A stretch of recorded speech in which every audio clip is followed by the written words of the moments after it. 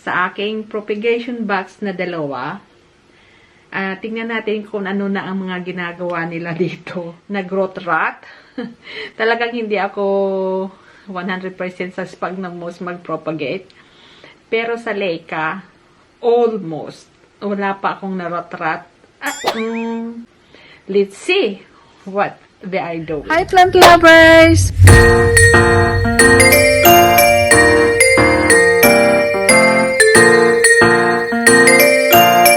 Hi! Welcome back po muli. Kumusta po kayo mga plant lovers? Sa video ko pong ito, ipapakita ko po muna sa inyo yung aking propagation box. Tapos yung mga nabili ko pong cuttings ng huya. Some of it is more than a week.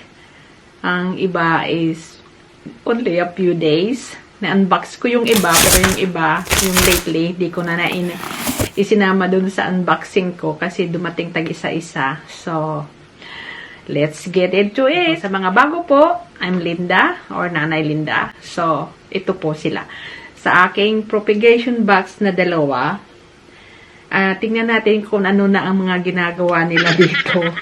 Some of it is matagal na sila, pero yung galing ko sa Thailand is matagal na yan eh. Kaso, nung dumating sa akin, dry na dry.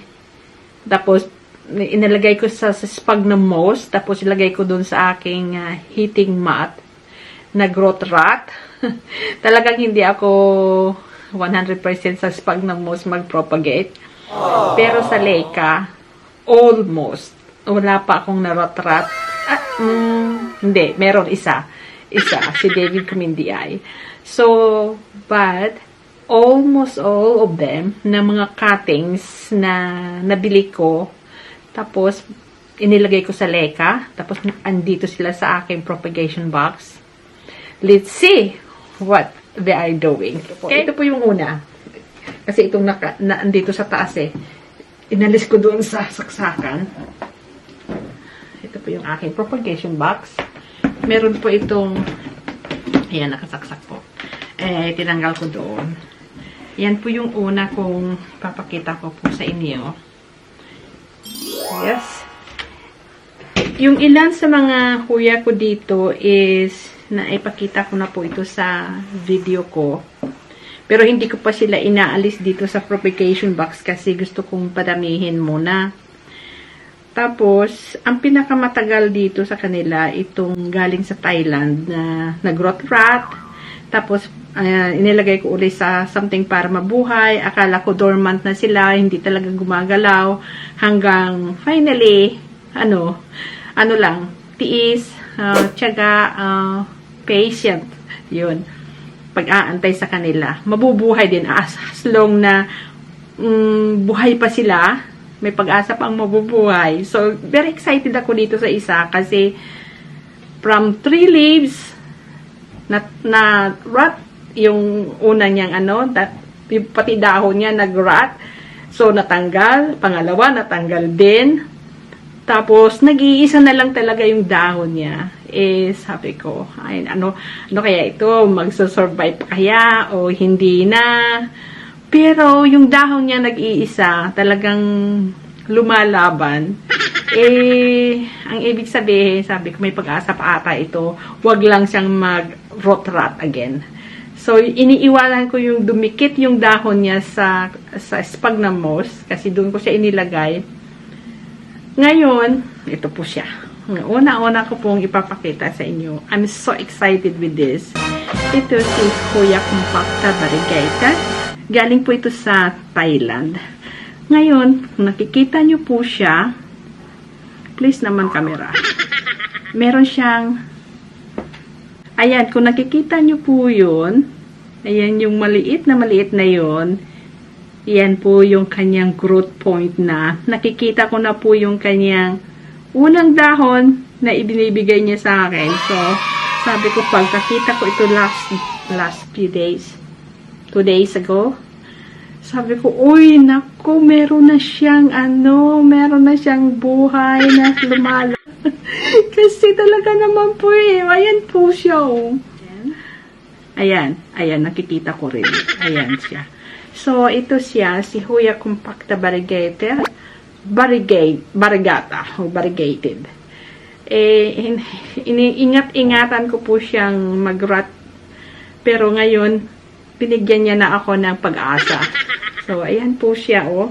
3 po ang dahon niya, napaka-iksi lang po yan ang dumating sa akin. Tapos, nag-rot, na ano kasi, ewan ko ba, hindi sila komportable doon sa pinaglagyan ko na una, tapos inilagay ko uli siya dito, natanggal yung isang dahon pa, so nag-iisa na lang talaga ang dahon niya natira, pero ngayon she's giving me a new growth, so I'm so happy with it.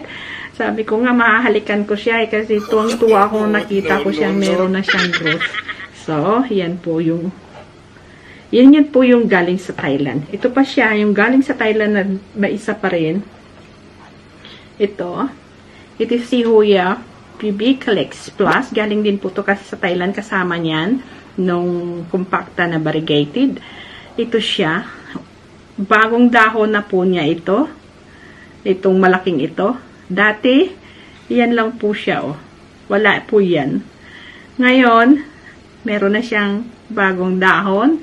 So, I'm so happy again.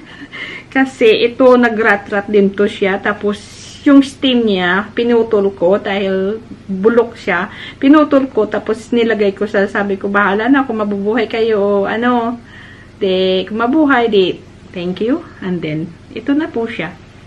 Hoya Pubicalex Splash. Yan po. Iba yung dahon niya. Sabi ko, maigi naman may ganito na yung dahon niya. So, ito na po siya. Ang pangatlo, na magkakasama po ito sila. Ito, magkakasama po ito sila. Galing Thailand. Meron pong isa. Ito yung isa. Yan. Ito, si Hoya Carnosa Brazil. Iba po siya sa Hoya Carnosa Princess. Magkaparehas po sila na ang variegated niya po sa gitna. Pero ito po siya is malilinggit yung kanyang dahon na very pointy, hindi kagaya nung princess na pabilog siya. Princess kasi pabilog, ito pahaba na maliliit lang yung dahon niya. Ito po, itong dahon na to, new growth na niya. And then, ito. Ayan po siya. Ayan. Medyo pink siya. Dati, 4 lang po itong dahon niya. Saka naputol na po siya. Nilagay ko siya dito sa Leica. Tapos, pinabayaan ko lang siya. Ayan. Ngayon, marami na siyang ugat. Hindi ko pa siya inaalis. Hindi ko pa siya nililipat. Pero mayroon na siyang, binigyan niya na ako ng 2 dahon na bago. Yan po, saka ito. Yan yung medyo pink siya, oh. Pero kung nasa bright light talaga ito siya, talagang ang kulay niya to is talagang pink. Yan po. Hoya Carnosa Brazil. Ano po natin? Ito yung galing sa Netherlands. Ito yung last ko na in-order galing sa Netherlands. Ngayon, hindi na ako makakapag-order doon sa kanya kasi wala nung nag-Brexit. Hindi na sila nagde-deliver dito sa UK. So, this is the last Hoya na ma-order, na in-order ko sa kanila doon. Magandang sana doon kasi mura lang siya. Mura lang yung cuttings nila, pero cuttings na talagang may root na siya. Yung iba na dito ko binibili sa dito lang, cuttings lang talaga na wala siyang cuttings lang na fresh cutting. Yun. Ito si Hoya Verticillata Verticillata Variegated. Yan po siya. Nung dumating po siya sa akin, ito lang po yung dahon niya. Ngayon, ito na. May 2 binigyan na siya sa akin na bagong new growth. Ang ganda-ganda po nito. I really love these plants. So, I hope so na lumaki sila, magiging full na sila. Hindi ko alam kung hanggang kailan ako mag-aantay kasi ang liit pa niya. So, ito si Hoya Verticillata Verticillata Variegated. So, ang susunod kasama niyan, na galing sa Netherlands, ito si Hoya Verticillata Heart Shape. may splash siya. Yan. Mayroon na siyang bagong dahon. Ito na yung bagong dahon na binigay niya sa akin. Nung dumating siya, ito lang po siya. Ngayon, ito na po. Meron na siyang bago. Tapos, yan pa. Meron pa siyang root dyan. Yan. So, ito si Hoya verticillata heart shape. Yan. Ang ganda ng dahon niya. Ang kapal, ang tigas. Tapos, dito sa bagong dahon niya na to, meron siyang kunting splash. Ayan. Splashy. Nagtatawa yung mukha ko kasi yung camera ko is napaka. And then, ang kasama nito sa kayan, si verticillata variegated, ito si migranta. Si migranta is nag-rot-rot yung katawan, yung puno niya nag-rot-rot. So, napansin ko kasi parang nag-yellowish siya. Siguro, nag-rot-rot siya kasi ito kasi nakalagay lang to sa sphagnum moss, hindi ko siya inalis. Ngayon, siguro na sobrahan ko ng lagay ng tubig, ayan, nag-rot-rot siya. Maigi lang na yung sa taas, medyo fresh pa, kinat ko na kaagad. Pero yung sa baba, talagang wala na siya. So, ito siya.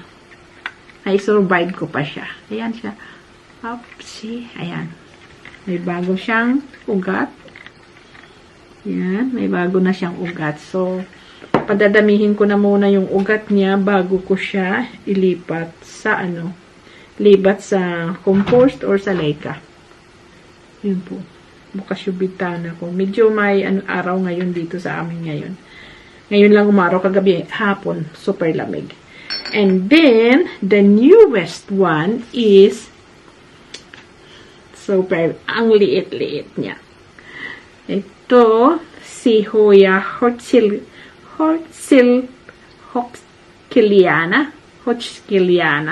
Yun. Hoya Hochskiliana variegated. Ayan po. Kung gaano siya kaliit, yan po. Dumating po ito sa akin. Hindi ko na po ito isinamal sa unboxing ko. Dumating po ito sa akin is nung February 23. So, 1 week na siya. Ngayon, kung nakikita nyo po, hindi ako mapakita sa Ayan, may bago na siyang rot na lumalabas. Yung ugat niya na lumalabas. So, I'm so happy talaga. Sa Leica po, pag ako, talagang sure ako na magkakaroon siya ng ugat. Ang hindi ko lang sure pag inilipat ko na, baka mag-rot. Kaya, ang gagawin ko, hindi ko sila aalisin hanggang hindi dumami yung mga ugat niya. Yan po siya. O yan. For 1 week, meron na siyang bagong ugat. Ayan na lumalabas. Ayan. Ilan ba yung ugat na lumalabas siya? Sa 2, 3, 4, andun sa likod. Ayan. Ito po ito sa Hoya Yuki group na Facebook. Hulaan niyo kung magkano po ito. Ito lang kaliit siya. Yan, ganyan lang siya kaliit. It's 22 pounds.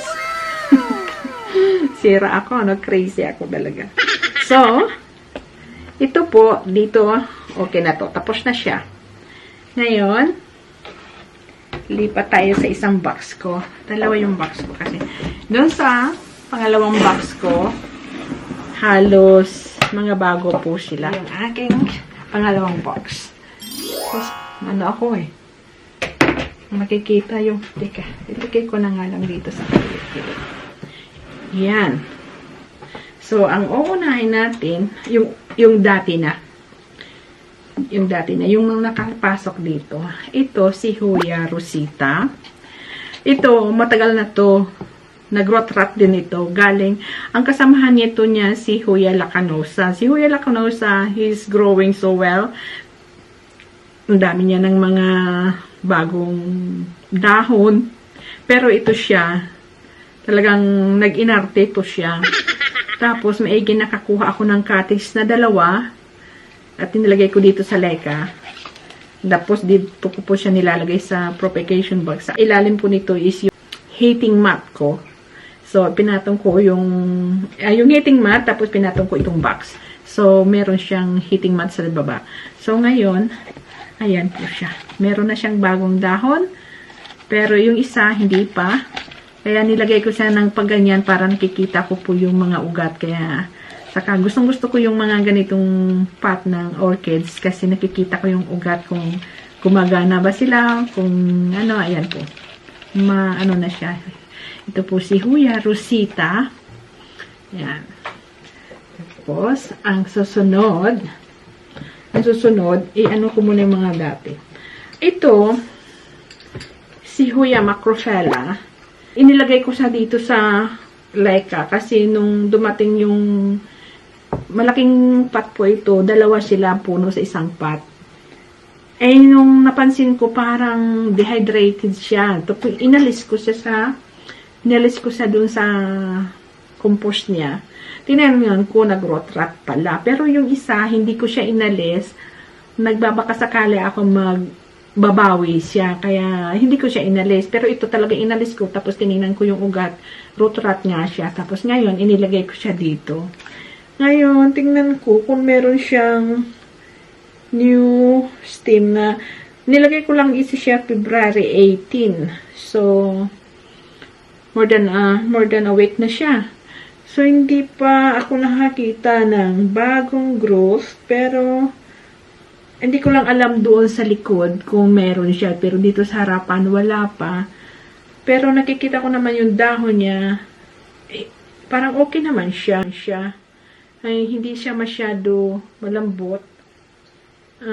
Konting dehydrated, pero parang okay naman siya. Siguro meron siyang ugat na tumubo din kasi nakatago kasi dun sa likod yung iba. So, hindi ko pa masyado alam. Pero ang dahon niya, for my experience, meron, parang matigas siya. So, I'm hoping with this. So, ang susunod, ito. Ito muna kasi mas matagal to. Ito si Huya. Tingnan nyo kung gaano kaganda niya. Laki na niya. Ito, magkakasama ito ni Huya verticillata, Bulb verticillata variegated, and ni Huya verticillata hardship, yung galing sa Netherlands. So, nang dumating po siya, ganyan lang po siya. Wala ito. Bali, ito lang. Tapos, ito na po yung binigay niya sa aking haba. So, ang gustong-gusto ko talagang bumili doon sa seller na yun doon sa sa Netherlands kasi talagang napakamura niya. Kahit magbayad ka pa ng shipping fee na 7 pounds for kung ilan yung huya na binili mo, kung 8 o 7, 7 pounds lang po talaga yun. Pero pag dito po ito sa UK, binili mo itong klase ng huya na to, si Huya Vela Albo Marginata. Sa ganito lang po kalaki, 50 pounds na po yan. Eh, ang bili ko po ito sa kanya is 10 pounds lang po. So, napakalaki po ang diferensya. Tapos, bilihin mo siya dito ng 50 pounds plus the shipping fee pa. So, napakamahal po talaga rito. Eh, nanginayang ako na hindi na sila nag-ship dito sa UK. So, ito na yung last ko na bili sa kanila. I'm hoping na magde-deliver pa uli sila rito uli sa UK kasi mura talaga siya. Saka very accommodating yung talagang seller na yun. Yun, ito na, si Huya Vela Albo Marginata or Huya Vela Aniki Bues. Yun, dalawang ganyan niya. I really love this one. Yan. So, move on tayo. So, dito tayo sa nauna-una. Yan. Ito, 1 week, mga 9 days na to. 9 days, siguro. Ito, dalawa ito. Na-unbox ko po ito siya. Kaya makikita nyo sa unboxing ko yung ito na. So, 9 days, 1 week lang siya rito sa akin. Kasi ito yung binili ko na akala ko may root na talaga siya. Nung inalis ko dun sa pot, kasi natatanggal-tanggal, talagang new cuttings lang po talaga siya. Parang tinusok lang ba? Ganun. So, ngayon pang 1 week, nilagay ko dito sa Leica. And then, kung nakikita nyo, meron na rin po siyang, ayan, yung growth point niya ay andyan. ito si Huya. Huya Amoyina. Amoyina. Tingnan niyo po muna. Huya Amoyina. Yan. Ang maganda dito sa kanya, tingnan niyo po yung dahon niya. Yan. Napakakapal, matigas. Yan yung ugat niya. Nakikita ko pala yung ugat niya. Yan. Yan yung mga ugat niya. Ganda ng dahon niya. Yan yung gustong-gusto ko sa mga huya. Kasi nga, yung mga dahon niya, iba-ibang klase. Tapos, may iba-iba talaga silang, pati yung texture ng dahon nila. Tingnan mo naman itong, ano na ito. Tingnan mo yung dahon niya.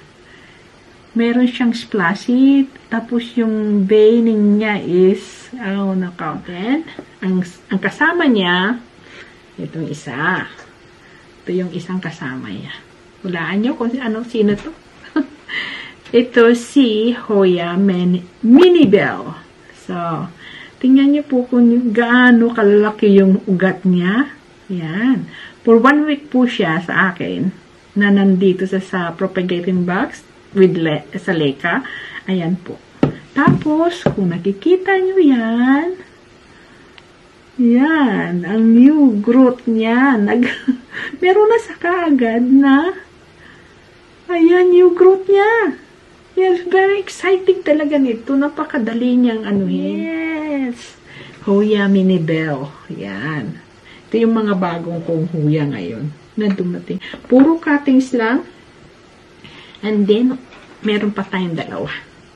So, ito muna. Kasi ito siyang unang dumating. Kailan ba siya dumating? Si Huya Minibel saka si Amoyina is February 19 ko sila. February 19 dumating. So, February 19 ko din siya inilagay dito sa Leka. So, itong susunod is si Hoya Finlaysonii. Ayun. Finlaysonii, please. Ayan. Yan po yung dahon niya. Yan. 3 ang dahon niya. Gustong-gusto ko itong dahon niya. Yan po yung veining niya. 3 yung dahon niya. And kailan ko ba ito dumating? March 4. So, 4, 5, 6, 7, 3 days pa lang po siya. Pero, ang dahon niya, very sturdy.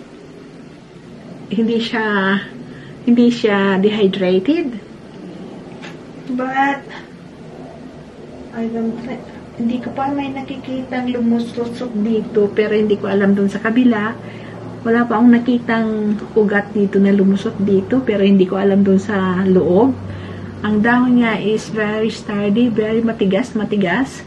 Yan. So, it's only 3 days siya. 4, 5, 6, 7, 7 ngayon. So, 3 days pa lang po siya. Pero, hindi siya dehydrated. Okay lang siya. Very, healthy. So, ayan po si Hoya Finlaysonii. Ayan nyo po yung dahon niya. Inlove ako sa dahon ito eh. Ayan, ang ganda-ganda.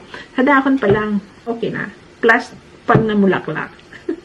Yan. Yan po si Hoya Finlaysonii. And the last but not the least, ito yung pinakabago sa lahat. Kahapon lang po siya dumating. Hindi ko siya isinama sa unboxing ko, pati ni Hoya Finlaysonii. Kaya, okay lang, pinakita ko na sa inyo. I-update ko lang po kayo kung ano na pong nangyayari sa kanila in the future video ko po. Ito po yung dumating sa akin kahapon. Ayan. Binili ko po ito sa eBay. Karamihan po galing po ito sa eBay or sa UK Hoya Facebook group ko na kuha. Mahal nga sila pag dito. Ito po siya. Ayan. Alam niyo po kung kilala niyo po yan. Ito po si Hoya Chelsea. Yan. Gustong-gusto ko to si Hoya Chelsea. Matagal ko nang hinahanap ito. Meron pa akong hinahanap si Hoya Serpens kasi kahit maliliit siya, pero pag nagbigay siya ng flower is parang continuous ba? At saka ang bango ng sabi nila. So, ito, kahapon lang po ito dumating. Yan. Super lamig na lamig siya. Pero inilagay ko na kaagad siya dito sa leka. Okay naman yung ano niya. Saka, Carnosa kasi ito, kaya I hope dito siya mag-iinarte. So, kahapon lang siya dumating. And then, the leaves is so sturdy, very succulent. Lumabas, so hindi ko po alam. Pero parang serpents ata, saka crinkle 8. So, basta ganun. So, kasi, ano to ng Carnosa. So, ayan po siya. Meron siyang dimple, pero, maliliit lang po yung dahon niya. So, this is the last one. Hoya Carnosa Chelsea. Yes. Meron pa akong darating na isa kaso hindi pa siya dumating. Dapat dumating na yung kasabay nito si Finlayson ay yung aking Hoya kalimutan ko. Hindi. Hoya sa susunod na lang. Nakalimutan ko. So, this is the last Hoya Carnosa Chelsea. So, thank you for watching again. I-update ko po kayo dito sa lahat ng ito nasa propagation box ko po. Siguro I have ang Hoya collection ko ngayon sobra na siya 45 species. Hindi ko alam kung paano ko sila. I'm so happy kasi sa kanila pag nakikita ko na binibigyan na ako ng bagong growth. I'm so excited. Sa mga may alam po kung paano po mag-export bang tawag. Dadalhin ko po kasi ito sa Pilipinas kung possible lang. Kasi ayokong iwanan sila rito na walang mag-aalaga. So, planning na dadalhin ko sila sa Pilipinas pag umuwi ako. So, kung sino pong may alam ng procedure kung paano ko siya maiuuwi sa bahay namin sa Pilipinas, please comment down below po. Pakisabihan nyo naman po ako kung paano ko ang gagawin. Thank you po ulit for watching and sa mga hindi pa po nakapag-subscribe, please subscribe po and like and share na rin po and please click the notification bell para po sa susunod ko po na mga video is ma-update na po kayo. Thank you for watching again and see you next time. Bye bye!